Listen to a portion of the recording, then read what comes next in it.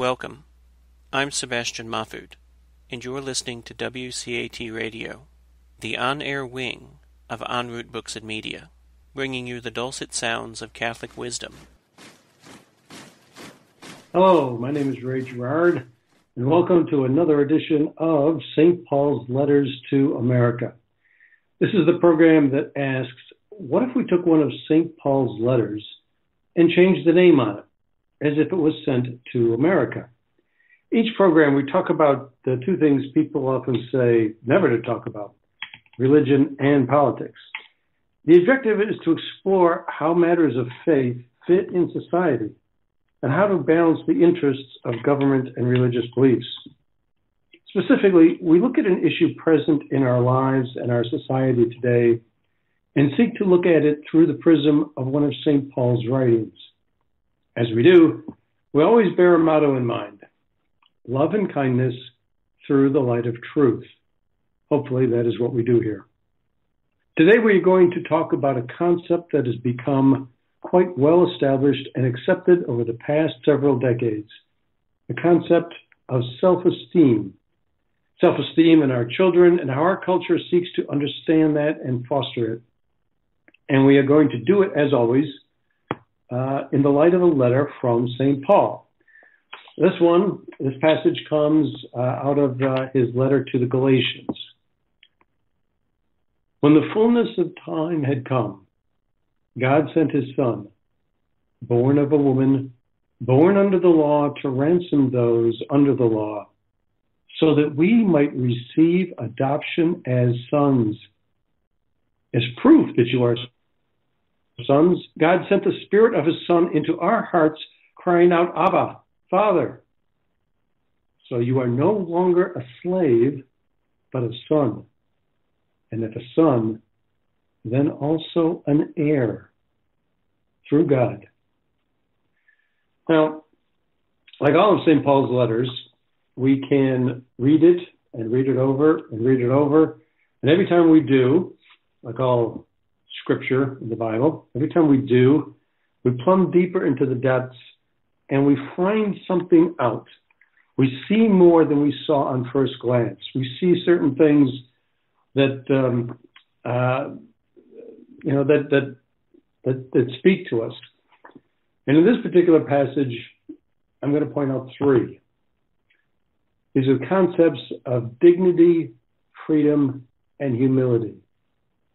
He talks about that when the fullness of time had come.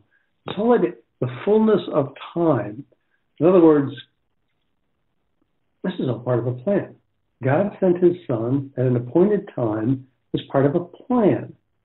The fact that God sent his Son for us is the culmination, the focal point of of his entire plan. That speaks a meaningfulness, a purpose that dwarfs anything else we can conceive or create on our own. So anyways, when the fullness of time had come, God sent his Son, born of a woman, so that we might receive adoption as sons. And then he ends the passage talking about, and if a son, then also an heir through God. I mean, what are we talking about? We're talking about nothing less than being accepted into some relationship of closeness, of real proximity, of adoption to God, the creator of the universe. For any individual human person, the idea that you can be connected directly to God, and of course it's through God, so it's through his will. But anyways, what could you possibly conceive if you were to try to imagine the biggest, the most grandiose meaning or purpose to your own life? How could it even approach something like this? In any event, the dignity of the human person is spoken of in this passage as well as at any other time. Paul speaks of that. Anyways, he also talks about the fact that so you are no longer a slave. A slave to what? A slave to sin. As in many of Paul's passages, This is what comes out in his writings, that we are in human bondage, that before Christ, before his sacrifice to rid us of original sin, we were bound to this life of sin. But now we are set free. We are so free that we can transcend all the bounds of our physicality and actually become connected to God. That's the freedom that is, again, if we're going to try to imagine the largest, most grandiose form of freedom that you could ever come up with, would you ever come up with anything approaching that? Second, or third rather, he ends, and if a son, then also an heir through God. Those final two words, through God. All of this is possible through God, through his will, his grace, his love for us, through God. What is that a call for? That's a call for humility. How can it be anything but? We're not entitled to anything. In fact, we don't deserve anything but damnation. If any of you have ever sinned, then we are not entitled to any kind of salvation, are we not? I mean, it's only God's mercy that allows us salvation. Of course, the natural response to that is humility, thankfulness. So here, in one passage where it seems to be talking about a singular concept, this idea of being adopted as heirs and children and heirs of God, we see that it is deeper than that. There is more in this reading than just that one concept. There's dignity, there is freedom, and there is the need for humility. These are concepts that have been part of the Judeo-Christian form of thinking for 2,000 years. These concepts, of course, are older than that, with the Jewish faith, but at least for 2,000 years, they're part of the faith of both Jews and Christians. In any event, connection with God, dignity, freedom, and humility. That is what St. Paul's telling us. Now, would that kind of a letter be helpful? What do you address that kind of letter? What do you address that kind of a message to America today? What do you find cause to write to us in such a vein? Well, I would certainly say the answer to that is yes. More if for no other reason than for what he might observe in terms of what we've been teaching our children in the last several decades. Since the 1970s primarily, concepts that arose in the 50s and 60s, but being put into practice in, prevalent manner from the 1970s and onward, is this whole idea of self-esteem. Self-esteem. The very word itself is an interesting one. It is, by its very nature, the term is self-centered. It tells us that our esteem, our value, is derived from our self. It is worlds apart from the message that St. Paul gave us, as we've just discussed. It is now one where the focus is not so much on the Lord Almighty above, and it's not so much just on others around us, and this human family of which we're a part, but it is a focus on us. Our value, our purpose, our worth as people is dependent on what we think of us. That's the idea anyway. Now we're going to look at this idea basically under a simple recurring test. An underlying thought of this program is that if we are onto the truth about something, if we're close to being right about something, then we'll find that what we believe in will connect with other truths, and that if we're on the wrong path, it'll connect to other things that are not true. If we're on the right path, we'll produce, good results. We'll produce good. And contrarily, if not, then we'll find, bad results of one sort or another. So we're going to look at this whole concept of self-esteem in that light. And the principle that we're going to argue for is today is that if you stray from God, you stray from the truth. That God is the truth. There is a reality of God. You stray from it. You stray from who we are and what the truth is.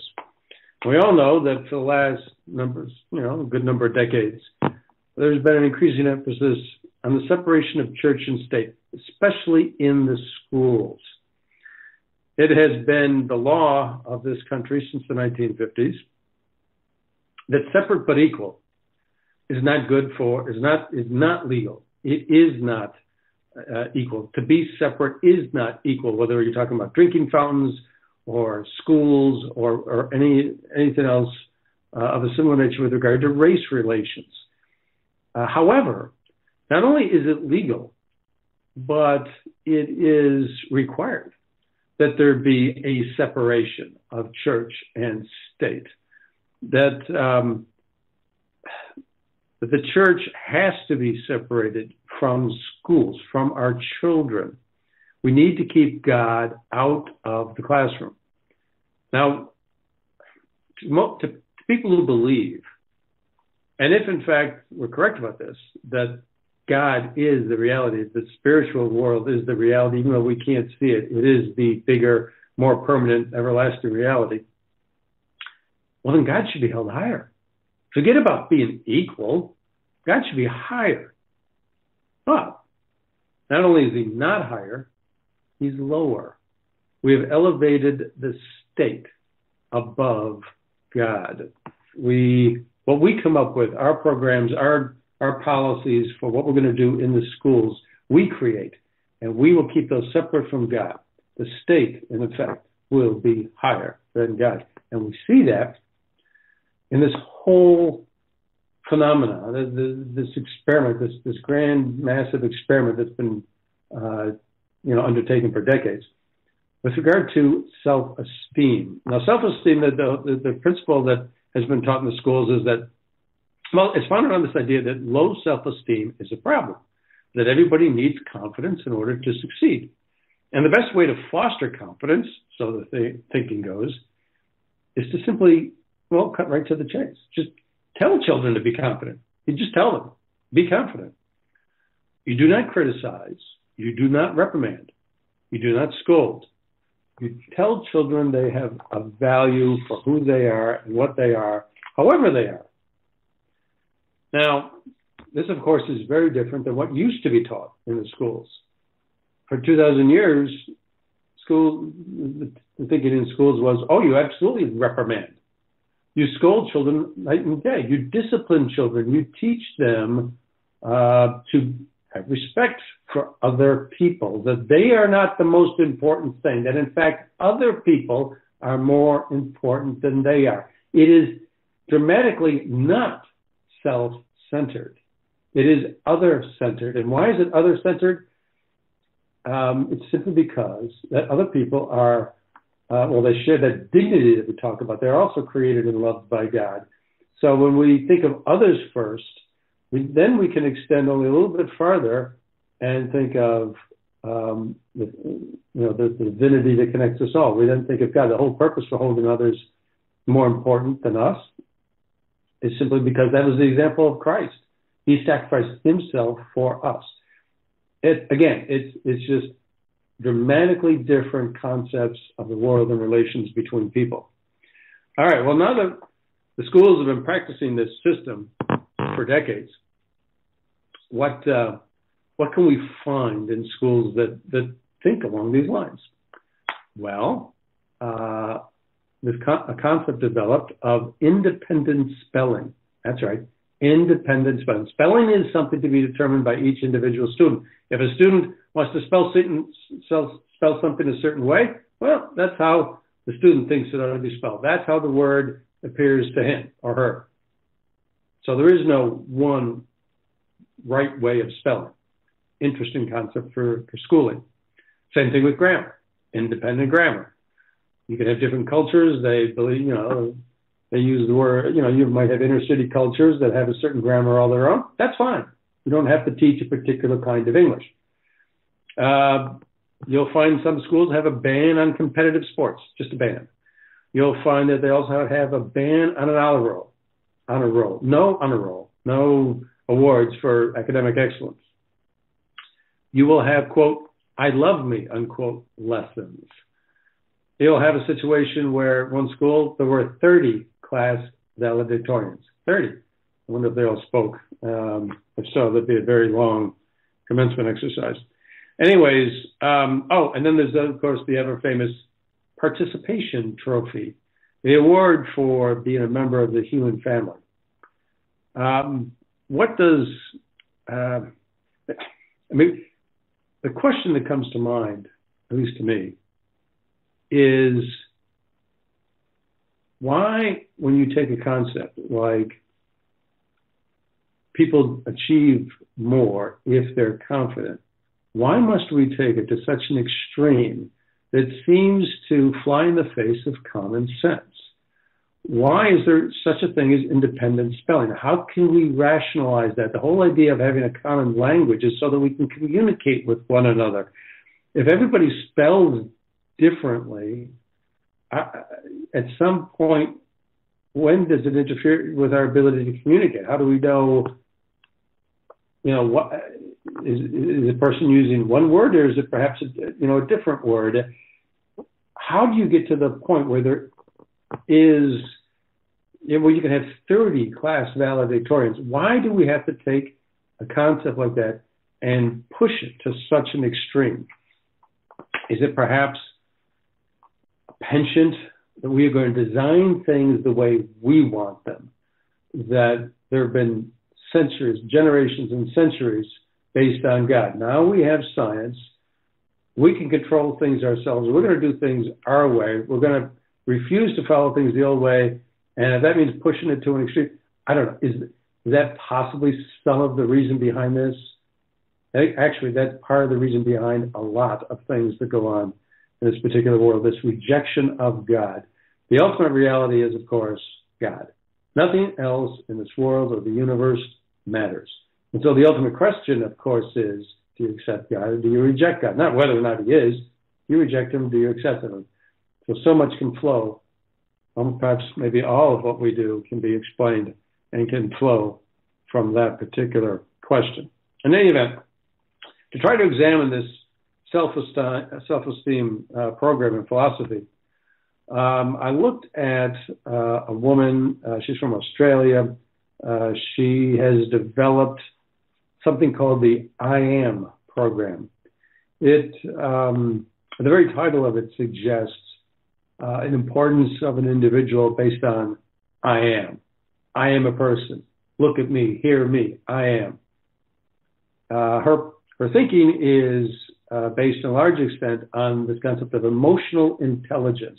We need to be aware of our emotions, and we need to be aware of the emotions of people around us. If we can understand those, we can better deal with other people. There is, of course, some truth in that. But if we make that paramount, if we focus on feelings and emotions more than factual reality, again, we run the risk of going astray. In any event, what she preaches is a program of affirmations and visualization. This is not just simply isolated to her. A lot of people in the psychological community, when they're trying to boost self-esteem, they'll talk about these same activities: affirmations and visualizations. Visualization, for example, close your eyes and imagine calm. So if you're trying to tell people not to be stressed, to boost their self-esteem, just imagine calm. Just imagine it. It's caught up with this idea that the brain develops thinking. It processes, it connects. Neural impulses are a series of events where The brain is connecting things. It's connecting inputs. It receives certain inputs, it makes connections, and that's how the brain learns and grows from a very young age. And so our patterns of thinking are just that, patterns. And every one of us has different inputs. We have different experiences. We have different people that we know who say different things to us. All those things are inputs. And we make connections based on, and since nobody's set of experiences are exactly the same, all of our thinking can, in a way, be different, be unique to us. And this is how the brain works. So part of this self-esteem thinking is that you can trick the brain. You can fool the brain. The brain, according to Ms. Bartz, brain doesn't differentiate between what is real and what is imagined. And in some sense, that's obviously true. And so if we simply imagine calm, then that can become our reality. Also, affirmations. What kind of affirmations? Well, this is an I am program. So you affirm certain things to yourself like, I am happy. I am learning. I am powerful. I am awesome. And if you say this over and over again, you'll begin to believe it, perhaps. So this is the theory that we can, in fact, control what we focus on. If we spend more time thinking about these things, I am this, I am that, then that will begin to shape our thinking. We'll actually begin to believe it. Well, in some sense, you might even look at it as a form of brainwashing or self-hypnosis, but whatever, that is the thinking. So now there's a problem with that. What if it's not true? What happens? What does an individual do to cope with certain things when reality crashes in? That person might not be particularly awesome in a certain situation. No, we'll leave that for later. In any event, Ms. Bartz, of course, is not alone in this. As recently as 2017, 2018, and so forth. And there's an article on the National Education Association website, speaking of the wonders of self-esteem. Grade School's website has another article, recent article, 2018. Same thing about how to boost self-esteem. The Scholastic Books Company, they have lessons plans on their website. This still remains a very popular concept, even though, as we'll see, there have been some dents in the armor of it. Then, in order to understand the self-esteem program further, I looked at something called the Positive Psychology Program. And they have 18 self-esteem worksheets, things like the About Me worksheet, the Types of Beauty worksheet, the Toot Your Horn worksheet, Recipe for Making Friends, the Self-Esteem Journal, the Affirmations worksheet, Self-Confidence worksheet, List Your Wins in Life, My Goals, Flipping Your Mistakes. You get the idea. Series of worksheets. And so that's what you need to do is to follow this program where you go through this process of looking at yourself and trying to discover what is good and positive about yourself. For example, the About Me worksheet talks about asking people to list things like, I was really happy when, or something that my friends like about me is, I'm proud of, my family was happy with me when, in school I'm good at, or something that makes me unique is. So a series of questions where we try to look at ourselves in a positive way. Then there's the beauty worksheet. Now this is just for girls. And girls are to be coached. They're not to fill out this worksheet without a parent or a teacher or some adult instructor and helper. And the job of the adult person is to then tell the girl that there are all kinds of beauty. This is not just about physical beauty, that there's all kinds of inner beauty as well. And then when they fill out the worksheet, they should list at least a couple of things, a couple of examples of their inner beauty. Well, this is all well and good. Now, the question that occurs to me is this not self-defeating? Is this not contradictory to the very idea of self-esteem? Under the religious, if you will, a view of the world and the people in it. Each person is important, has dignity, because they are loved by God. They are created by God. In fact, they are known by God by name before they were born. They are created and loved by God. Loved even more than your parents. Loved by more than any of your friends could possibly love you. If everybody in the world loved you, it would still not measure up to the love that God has for you. In that world, it makes no difference if you're a boy or a girl. If girls have to fill out a beauty worksheet, what is that telling them? Does that not in some way, subconsciously or otherwise, accept the idea that when a girl thinks of herself as important or good or not, or valuable or not, based on whether or not she is beautiful, we're not accepting that way of thinking. And of course, we accept that way of thinking. In the self-esteem world, we're supposed to accept people as they are, all false, all good, all bad. If they think something, if they feel something, then we must accept it and recognize it. Well, the problem is, what if that's not true? If there is a God, then and He loves us, then that's where the truth is. Accepting an idea that is different from that or is inconsistent with that is not something we need to do. And the very idea that we should be discriminating against girls, telling them that they need to justify their beauty to have, for the purpose of understanding their self-worth, just seems to me like it's a contradiction in terms. We're trying to promote self-esteem, and yet at the same time, we're accepting an idea that suggests anything but. Let's see, the Teacher Horn worksheets and the recipe for making friends. This is another one that seems self-contradictory to me. Recipe for making friends. You're supposed to list things that you need to do in order to make friends. Where is the concept that you could have a friend who loves you just for who you are? Christians are taught to love people, period. They're taught unconditional love. That's a very different message. Unconditional love. Now, of course, it is a feature of human life, human experience, that some people make friends easily, some don't. But if it's done, if we're acting in the right way, each person will have some friends, because if we're all being Christian to one another and we're all loving unconditionally, then we will have friends. Like I said, fact of life, that doesn't always work out that way. More often than not, it works out the other way.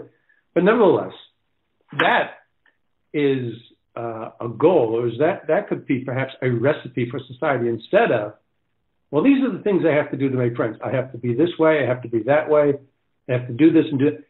What does that say to us? That says if you don't follow the recipe, you won't make friends. There is a value to having friends. You have value by the number of friends that you have, or whether you have friends. If you don't act in the right way, you won't have friends, you don't have value. A very different message. At the same time, we're trying to promote self-esteem, we may be killing it. Supposing someone makes up a list of all the things they need to make friends, and supposing they're not that good at it.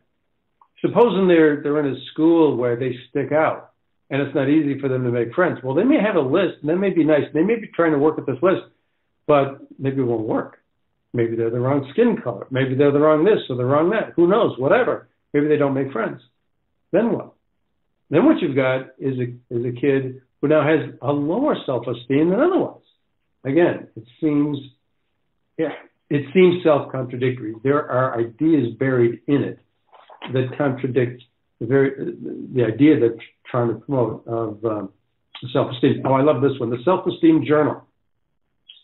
Each day of the week, you have 3 questions, and you're supposed to keep a journal. You're supposed to answer these questions. Something like for example, on Monday. Something I did well today or today I had fun when, or today I felt proud when. And so there are different questions for each day of the week. And each day, every night, you're supposed to try to answer these 3 questions. What was interesting to me is there were a total of 21 questions, 3 questions a day, 7 days a week, 21 questions.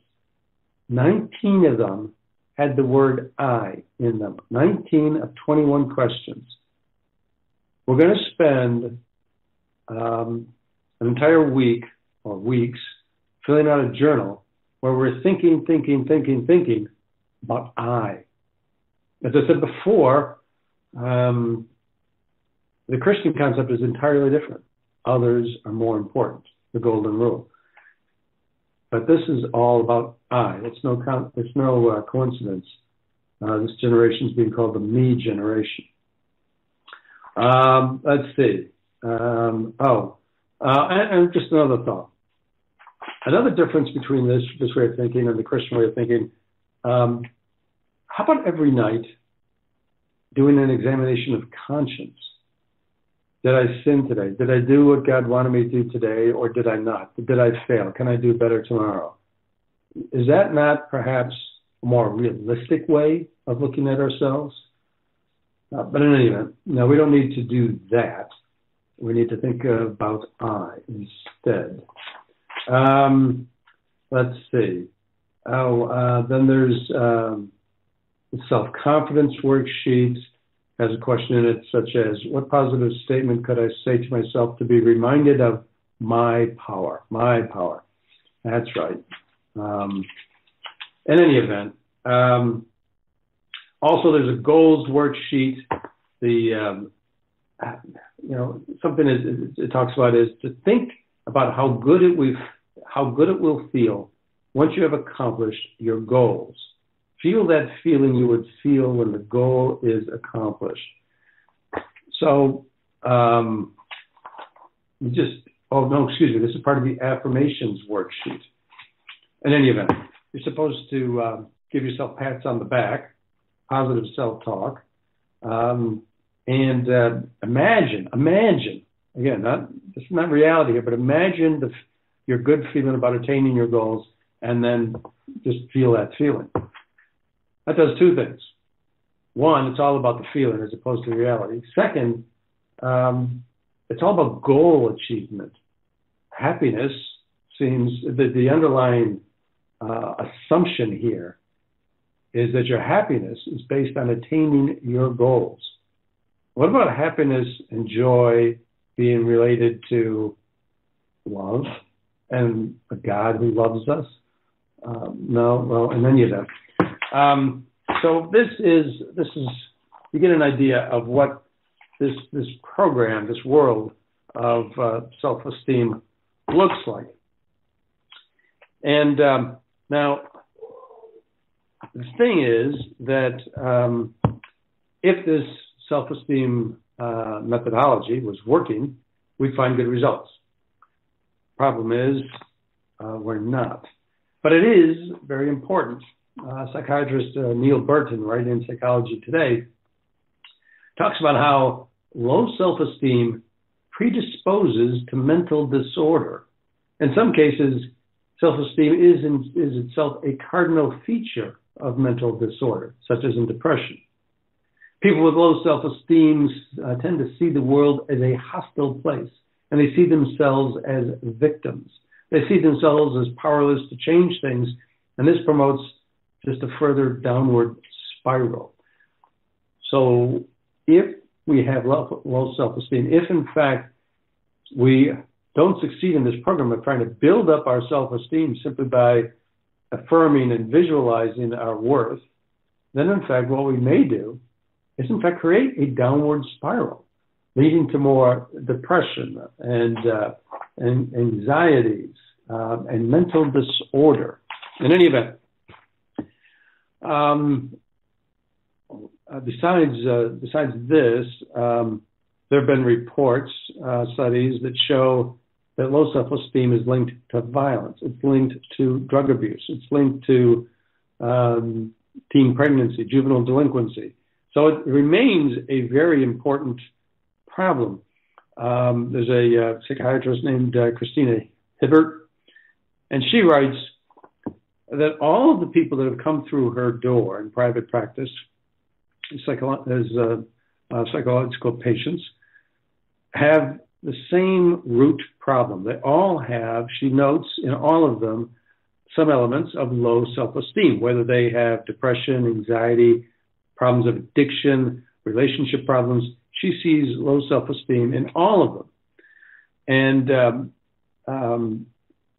the problem is that boost the efforts that are being made. She notes that, these problems continue to exist. They persist, even though there are so many tools out there. We've been working hard at this for decades, trying to build this up, and yet there are still so many problems. And we see from numerous studies that these efforts at building self-esteem have not resulted in higher academic achievement or stronger work ethics or harmonious relationships. In fact, there's a book written by a Dr. Jean Twenge, who titles her book, Generation Me, Why Today's Young Americans Are More Confident, Assertive, Entitled, and More Miserable Than Ever. She goes on to explain all this, and she notes that, to begin with, our children are being trained to feel good, to always feel good about themselves, even when they do bad things. And that is a problem. That is a disconnect with reality. There's a college survey done in 2004 where 48% of incoming college freshmen reported having an A average in high school. In 1968, that percentage was 18%. Have we gotten that much smarter? Well, over that same period of time, SAT scores have declined. There was another study, a significant study done in 2006 by the Brown Center on Education. 8th graders showed basically an average math score. On international testing standards, 8th graders showed an average math score. However, they had a very high view of their own performance. Again, disconnects with reality. Oh, yes. Also, 2002, 74% of high school students admit to cheating. Cheating. Why? Dr. Twenge. Their people are taught to feel good about themselves even when they do bad. They are not reprimanded. They are not scolded. They are accepted even when they do bad. So why not cheat? Discipline, obedience, self-control, these have become bad words. This all can, in some sense, be traced to a movement of thinking, different way of thinking, characterized to a good extent by Dr. Maslow, who came up with his famous hierarchy of needs. The basic thinking was that we have certain levels of needs. On the lowest rung, we have certain basic needs to survive: food, water, shelter, that kind of thing. At the highest end of the spectrum, we have those things that relate to needs, that relate to actualizing our full potential, where we find the most, purpose or benefits out of life. In any event, Dr. Maslow admitted one curious thing, however, that actualizing our full potential was almost nearly impossible. So what are we to do if we have these needs and if we can't attain them? Well, if we can't actually be great, at least what we can do is feel great. And that was the way people thought. In the 1950s, this has been a long-running study. 1950s, people were asked the question whether or not they would consider themselves an important person. In the 1950s, 12% said yes. 1989, that figure was 80%. Also, over the similar period, narcissism, however, the need not to be satisfied till you get all you deserve, that rose, from the 1980s to the year 2000, that was up 30%. A Google Ngram search, I'm not really sure exactly what that is, but an Ngram search of 15 million books found that the usage of the word me increased 87% from 1975 to 2007. There's a college survey that was done where people were assessing fellow college students. And people who were seen as overly confident, again, confidence that is not connected with reality, something that we are teaching. We have been teaching the children. Overconfidence. Those people were seen as condescending, defensive, hostile. Before we said that low self-esteem could be linked to mental disorder, even violence. These people who are being taught to feel good about themselves even when they do bad, setting up a feeling of a self-contradiction inside, setting up a certain turmoil, they were seen as hostile. Again, there are parallels here in what's going on. However, people who were able to accurately assess themselves, saw themselves in a light connected with reality, they were seen as honest, charming, and intelligent. Would they not be perhaps humble? In a sense, are we not talking about humility? The idea that you could feel good about yourself even when you do bad, everything you do is good, is that nothing less than arrogance? Is the opposite nothing other than humility? And humility is an endearing human feature. People were seen as charming who were more humble than those who were not. Again, we started out with this program saying, if you're onto the truth, other truths will connect with them, other good results will connect with them, and if you're not, they will not. And we're seeing that. And now, of course, we have the whole realm of social media. Well, all people are worried about is how they appear to other people. They spend great deals of time talking about me and themselves, and they want nothing else, or perhaps nothing more than to be liked by others. In any event, this has been the history of the self-esteem movement. So is that still where we are today? Well, the latest and greatest is no. There's a new twist on the self-esteem movement, and it is called basically resilience training, persistence training. It's not so much praising people for anything or for nothing, but praising them for their work ethic. There is a new program called Brainology. It's been put into, at least as of a Washington Post article in 2012, it's been implemented in at least 300 schools. And what it is it's teaching students about brain development, how the brain works. Now, when I began this, I talked about Arna Bartz, and she was affected by this idea of how brains develop. Well, that's still behind the current twist on the movement. And instructors are being taught about the fact that our brains develop by connecting certain things, and that our brains develop, and that we need by connecting certain things. And the more they work at that, the more they develop. So we need to nurture that, push that. And there are even mini courses on brain development given, for example, one school to middle schoolers. And so this is the thing now. And so when someone is struggling with a concept, struggling to learn something, we don't praise them anyway. We don't simply refuse.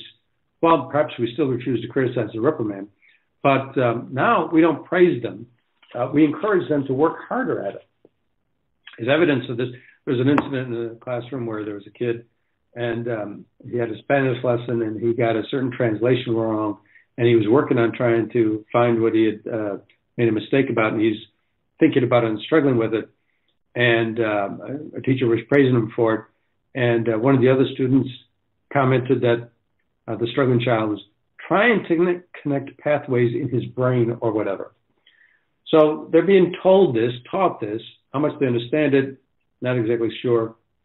But nevertheless, this is the latest and greatest thing. Teach people to work and praise them for the work.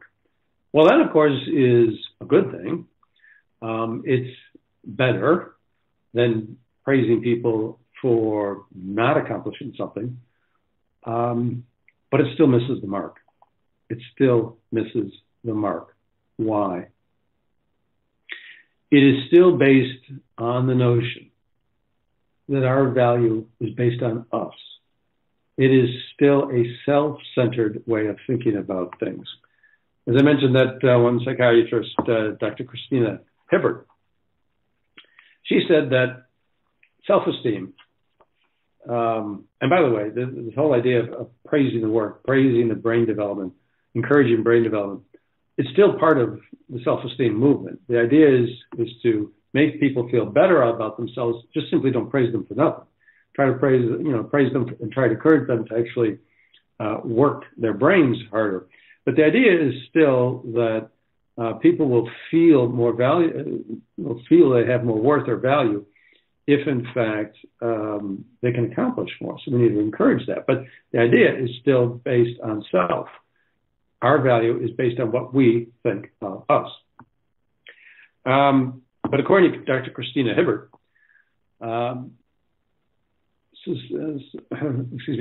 self-esteem will never be a cure-all. Why? Because it is based on feelings that are changing, sometimes even false. It's like building something on sand.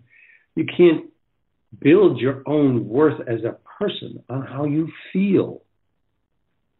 To connect, whether you have value as a person or not, is not based. It's not a function of how you feel. If that's the case, then if you feel miserable, then you're nothing. That cannot be right. And also, self-esteem is based on judgments of self and others. If others judge you harshly, then you have no worth.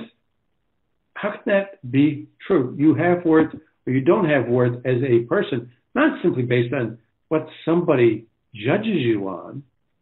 There's nothing fixed or permanent about that. And if there is nothing fixed or permanent about value, can any of us ever say we have any kind of real value as persons? If there is any kind of real value, there has to be something true about it, something permanent about it. Also, Dr. Hibbert says that all of us fail at one time or another. Failing is human, and so we're bound to feel poorly at times. At times it's okay not to feel good about ourselves. She, however, talks about self-worth, and she says that self-worth is different. And she says that self-worth is something where we're connected to our true selves. We're connected to others, and we're connected to something higher. We're connected to God. Here's a psychiatrist who believes in a connection with God in order for our self-worth. She says that we need to see ourselves as God sees us. We need to love ourselves as God sees us. We need to see and understand the truth that we have a soul. She likes to quote, or likes to repeat a quote from Marianne Williamson, who wrote, "Our deepest fear is not that we are inadequate. Our deepest fear is that we are powerful beyond measure. It is our light, not our darkness, that frightens us most. We ask ourselves, who am I to be brilliant, gorgeous, talented, and famous? Actually, who are you not to be? You are a child of God. Your playing small does not serve the world. There is nothing enlightened about shrinking so that people won't feel insecure about you. We were born to make manifest the glory of God that is within us. It is not just in some of us, it is in all of us. And when we let our own light shine, we unconsciously give other people permission to do the same. As we are liberated from our own fear, our presence automatically liberates others. When we free ourselves from our own self-fears, we liberate others. That's the concept of freedom we found at the very beginning of this program in the writings of St. Paul. Freedom, humility, dignity, they are connected. I would suggest, too, that besides the fear of being great, or perhaps another way of putting it, is that we have a fear of believing, fear of letting go of ourself, that close, comfortable here and now world, to believe in something we cannot see or touch. It's a fear to believe that we are loved by the one we cannot see or touch. Fear we could be wrong and it all crashes down. Fear that there is no real God who loves us. Yet that fear is irrational. It's the fear, not the belief in God, that is irrational. If we look at it rationally, we would ask ourselves the same questions C.S. Lewis did. Who is Jesus? He can't be a good person. He is either a liar, he's either a psychopath, or he's God. Anybody who claims to be God cannot simply be a good person. He has to be somebody who knowingly understands he's not God and says it anyways, a liar, or someone who's not God and believes it anyways, some kind of a psychiatric patient. Well, he's exactly what he says he is. Rationally, if we look at it, we would understand that when St. Paul says, or is it in the Acts, where it's reported that 500 people saw Christ after he died, we would wonder why, we would look reasonably at why people went to their slaughter in the Colosseum, why the Roman Empire that couldn't be crumpled by any power on earth was nevertheless beaten and conquered by people preaching love and peace. We can look at the writings of St. Paul, and we can find the things in them that are true.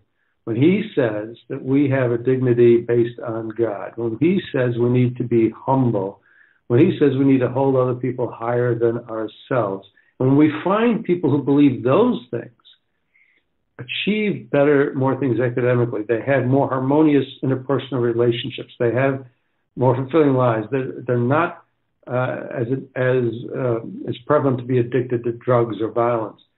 We find connections from truths to truths and things that are not true to other things that are not true.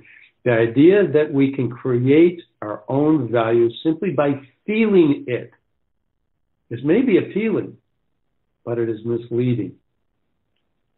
And it is something that I think St. Paul would write to America about today if he had the chance. And if he had the chance, what he would write to us is the same thing he wrote in his letter to the Galatians. It would not have changed. Truth does not change. It is permanent. It is fixed. We have a value as a person. Each one of us has a value as a person that does not change. Why? It's a value based on God. God does not change. That is the reality. When we stray from it, we stray into things that are not true. We will create more problems for ourselves, as we have seen with the self-esteem movement. Educators and teachers from years ago would have told you it would be silly not to correct a student if he spells something wrong. But we've convinced ourselves somehow that makes sense. And now we see, everybody is now recognizing that this has not worked. And so now there's a refocus, a push into a different direction. We're not going to praise people for doing nothing. For years, that's what we did. Now it's a little different. But they still haven't got the concept right. And they won't until perhaps they read and believe the letters that St. Paul wrote. Letters that each week we examine on St. Paul's letters to America. We thank you for listening. We hope you join us again. God bless.